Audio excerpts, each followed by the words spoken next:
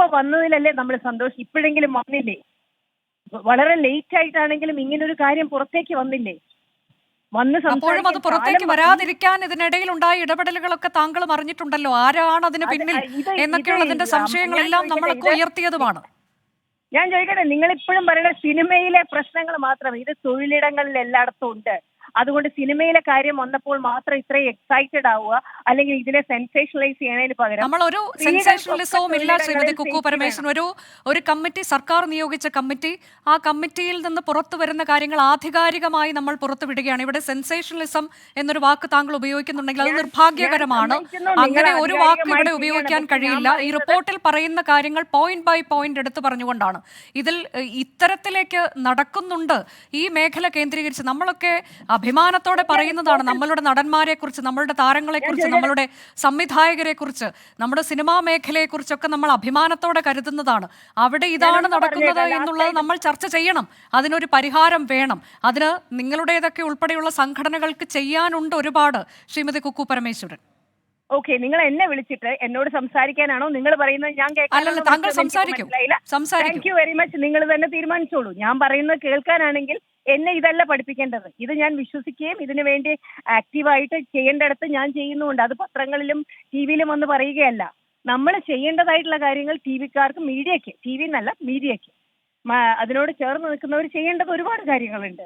ഒരു കാര്യം പുറത്തു വന്നു, അതില് ഒരു കമ്മിറ്റി പഠിച്ചെടുത്തതാണ്, അതിന് ആധികാരികതയുണ്ട്, അത് സത്യമായിരിക്കും. അപ്പൊ അതിനനുസരിച്ചിട്ടുള്ള ഒരു പോളിസി ഉണ്ടാക്കാനാണ് ഇപ്പൊ സർക്കാർ തുടങ്ങുന്നത്. അതാണ് മീഡിയ പോളിസി, സിനിമ പോളിസി. ആ പോളിസിയിലാണ് മാറ്റങ്ങൾ വരുത്തേണ്ടത്. ഇത് മനസ്സിലാക്കിയായിരിക്കും അടുത്ത സിനിമ പോളിസി ഉണ്ടാവുക. അപ്പോൾ എല്ലാ സംഘടനകളും അതിന്റെ ഭാഗമായിരിക്കും. അതിൽ WCC വരും, അമ്മ വരും, ഫെസ്ക വരും, മാക്ട വരും, എല്ലാവരും. അത് നമ്മൾ സിനിമയിലെ തൊഴിലിടങ്ങളിലെ സേഫ്റ്റി കൊണ്ടുവന്നേ ഒക്കുള്ളത്. ആവശ്യമാണ്, അവകാശമാണ്. അതിനു വേണ്ടി തന്നെയാണ് ഇനി നാളെ മുതൽ പ്രവർത്തിക്കേണ്ടത്. അതോടൊപ്പം തന്നെ നമുക്ക് മറക്കാൻ പറ്റില്ല കൽക്കട്ട ഹോസ്പിറ്റലിൽ നടന്നത്. അതും തൊഴിലിടമല്ലേ? സിനിമയ്ക്ക് മാത്രമല്ല ഇതൊന്നും. സ്ത്രീകൾക്ക് എവിടെയും വർക്ക് ചെയ്യാനുള്ള അവകാശമുണ്ട്, ആഗ്രഹമുണ്ട്, ഇച്ഛാശക്തിയുമുണ്ട്. അതിന് സ്പേസ് വേണം. അത് ഞങ്ങളുടെ അവകാശമാണ്. അതിലേക്ക് മാറണം ചിന്തകൾ. സിനിമ അതിൻ്റെ ഒരു ഗ്ലാമർ കൊണ്ട് മാത്രം സിനിമ അട്രാക്റ്റീവ് ആവുന്നതിൽ കാര്യമില്ല. ഞാൻ പറയാം, ഇതിപ്പോ നടിമാരുടെ മാത്രമല്ല, സിനിമയിൽ തൊഴിൽ ചെയ്യുന്ന ഒരുപാട് പേരുണ്ട്. അവരുടെ കാര്യങ്ങൾ ഇപ്പം എത്ര സ്ത്രീകളെ അവർ ഇന്റർവ്യൂ ചെയ്തു, അത് നിങ്ങൾക്കറിയാമോ? അതിലെ സിനിമയിൽ 100 ആയിരങ്ങളാണ് പണിയെടുക്കുന്നത്. അതിലൊരു 50-60 പേരെ മാത്രമായിരിക്കും ഇന്റർവ്യൂ ചെയ്തിട്ടുണ്ടാവുക. സോ ഇതൊക്കെ അതിന്റെ ഭാഗമാണ്. ഇതിൽ പ്രമുഖരായ നടിമാരുണ്ട്, കൂടാതെ ജൂനിയർ ആർട്ടിസ്റ്റുമാരുണ്ട്, നർത്തകരുണ്ട്. അതിൽ ചില നർത്തകരൊന്നും മൊഴി നൽകാൻ തയ്യാറായിരുന്നില്ല എന്നൊക്കെയുള്ള വിവരങ്ങൾ പുറത്തു വന്നിട്ടുണ്ട്. ഇതിന്റെ രണ്ട് ഭാഗവും ഉണ്ട്.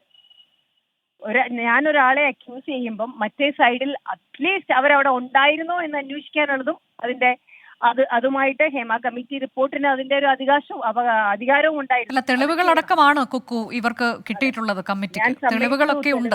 ഞാൻ പറഞ്ഞ you need to test both side. ഇത് നടന്നിട്ടുള്ളതായിരിക്കും ഉറപ്പായിട്ടും. സിനിമയിൽ ഇത് നടക്കുന്നുണ്ടെന്ന് ഞാനും സമ്മതിക്കുന്നു. പക്ഷെ അതിനെ എങ്ങനെ നേരിടണം എന്നുള്ളത് നമ്മൾ കൂട്ടായ ചർച്ചയിലൂടെ അത് മാറ്റിയെടുത്തേ ഒക്കുള്ളൂ എന്നാണ് എൻ്റെ അഭിപ്രായം.